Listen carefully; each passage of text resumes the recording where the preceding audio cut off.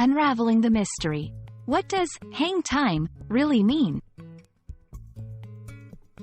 Hello, everyone. Welcome back to our English language learning channel.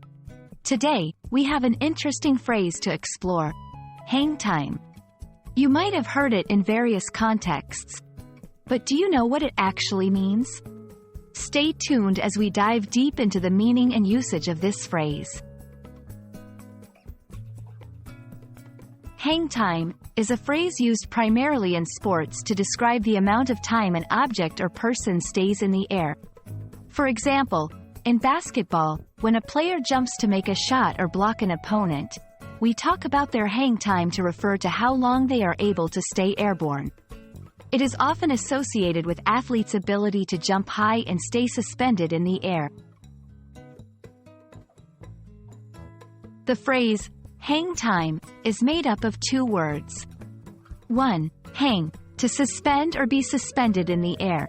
2. Time, the indefinite continued progress of existence and events in the past, present, and future regarded as a whole.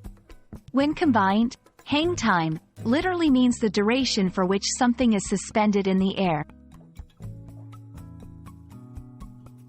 While hang time is most commonly used in sports, it can also be used in casual conversation to describe any situation where something is airborne for an extended period.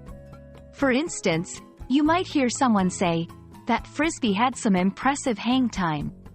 In this context, it simply means that the frisbee stayed in the air for a long time. And there you have it, folks. Everything you need to know about the phrase, hang time. We hope this video has shed some light on its meaning and usage, and you feel more confident using it in your own conversations.